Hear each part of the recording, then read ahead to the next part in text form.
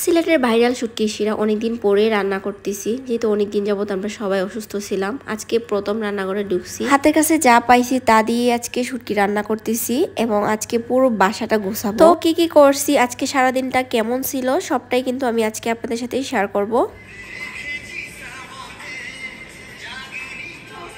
বাহিরের রোদ আর ঘরের মধ্যে আমি বৃষ্টির গান বাজাইতেছিলাম। কি ভাবতেছেন আমি রোমান্টিক মুডে আছি? আসলে তা না। আজকে সকালবেলা থেকে আমার মেয়ে কেন জানি কান্নাকাটি করতেছিল, যদিও অন্যদিন থেকে আজকে তার শরীরটা একটু বেশি খারাপ। তো তারপর ফোনে এই গানটা হঠাৎ করে আসলো, দেখলাম সে নাচতেছে কান্না বন্ধ করে। তো ওই যে গানটা শুনতেছিলাম মা মেয়ে মিলে। তো তারপর তাকে আমি ঘুম পাড়াইয়ে রান্না করে আসছি রান্না করার জন্য। যেহেতু সবাই অসুস্থ, তো হাতের কাছে যা আছে তা দিয়ে আজকে একটু শুটকি রান্না করব। তাছাড়া রান্না করার পাশাপাশি আজকে রান্নাঘরটা একটু ক্লিন করব, যেটাকে ডিপ ক্লিন বলে। আবার দেখি বৃষ্টিও চলে আসছে, হয়তো আমাদের রোমান্টিক গান শুনে চলে আসছে বৃষ্টি। এদিকে আজকে আমি আবার ছাদে যাইনি কাপড় নিয়ে, তো বারান্দায় দিয়ে দিয়েছিলাম। এখন আসছি বারান্দার গ্লাসটা লাগানোর জন্য, না হলে যতটুকু শুকাইছে ওইটাও আবার ভিজে যাবে। এখানে আরো এক বালতি কাপড় শুকানো আছে, যেটা ওয়ার্ড্রপে তুলতে হবে। অন্যদিকে রান্না করে সবকিছু রেডি করে রেখে আসছিলাম, এখন তরকারিটা বসাই দিব। তো হাতের কাছে ছিল আলু আর মুরগি। আজকে আলুর পরিমাণটা একটু বেশি দিছি, মুরগির পরিমাণটা কম। আমার মাথা প্রচুর যন্ত্রণা করতেছিল যে আমি মুখি কাটবো, ওইটা আমি পারতেছিলাম না। আর আজকে আজকে আমি আলু সুলাইনি। অনেকেই দেখি যে ইয়সহ দিয়ে দেন, আমিও দিয়ে দিছি, কারণ আজকে প্রচুর আলসামি লাগতেছিল, প্রচুর কষ্ট হইতেছিল।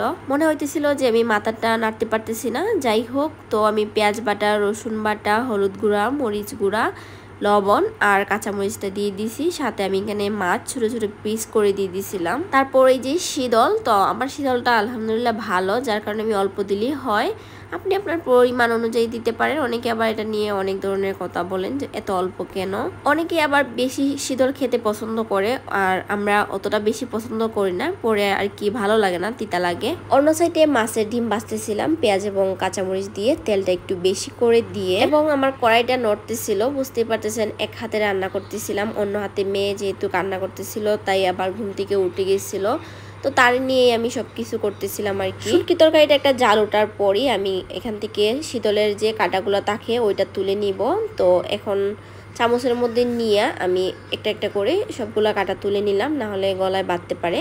অনেক স্টুডেন্ট আপুরা আছেন পড়ালেখার পাশাপাশি কোনো কিছু করতে চান, বা অনেক আপুরা আছেন মেহেদি নিয়ে কাজ করতে চান, কিন্তু কোথায় বেসিক টু প্রফেশনাল কোর্স করানো হয় বুঝতেছেন না বা জানেন না, তাদের জন্য বলতেছি। আগামী 1 সেপ্টেম্বর থেকে হেনা আর্ট বাই তামান্না আপুর নতুন ব্যাচ শুরু হইতেছে, তো আপনি চাইলে ওইখানে জয়েন হইতে পারেন। বেসিক টু প্রফেশনাল যা যা লাগে সবকিছু ওইখানে শেখানো হয়।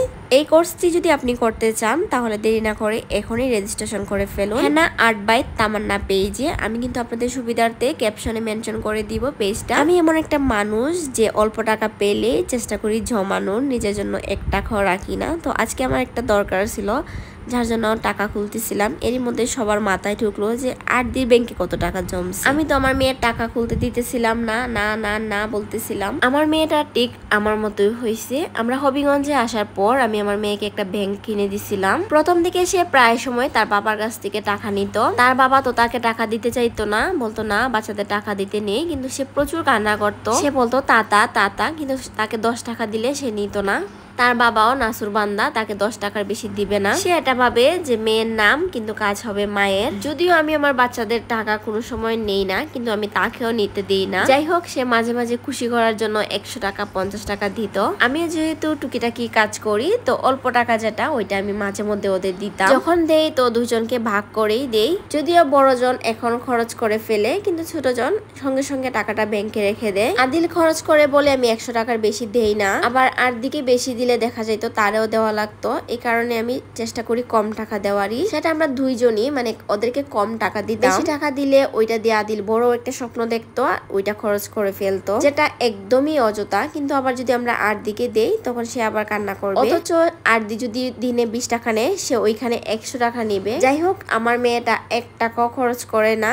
500 টাকার নোট নাই বললেই চলে, কারণ ওইখানে আমরা রাখি না। ছোট মানুষ অনেক সময় ব্যাংক হারাই ফেলতে পারে। তো কিছুদিন আগে একটা আন্টি টাকা দিছিলেন, সে ওইটাও রাখছে। তার দাদা যদি তাকে 10 টাকা বা 100 টাকা দেন, সে সঙ্গে সঙ্গে রেখে দিবে। আমিও আবার আমার টাকাটা রেখে দিছি ব্যাংকে, কারণ খরচ করতে কষ্ট লাগে। মাশাল্লাহ মাশাল্লাহ, আমার এতটুকু মেয়েটা টাকা জমাইছে, এটা অনেক কিছু। তার বাবা তো বলে মেয়ে নাকি আমার মতো হয়েছে। আচ্ছা, কত টাকা জমাইতে পারে বলেন তো দেখি, কমেন্ট করে কার্ডটা লাগে দেখি। যাই হোক, এই কয়েকটা দিন অসুস্থ থাকার কারণে আমি চুলে একদমই হাত দিতে পারছি না। একদিন আদিল চুল আশ্রে দিছিল, আর আজকে হাত দেওয়ার পর এই অবস্থা। যাই হোক, জট বেঁধে চুলের অবস্থা খুবই খারাপ ছিল। তো আমি এখন থেকে এই হেয়ার অয়েলটা ইউজ করতেছি, দেখা যাক কি হয়। তো 2 থেকে 3 দিন ব্যবহার করছি, অসুস্থতার জন্য পারিনি। সাথে একটা হেয়ার প্যাকও ব্যবহার করতেছি। তো এগুলো আমি কিন্তু নিছিলাম তাহমিনাস কালেকশন থেকে। এই পেজটাও আমি মেনশন করে দিব।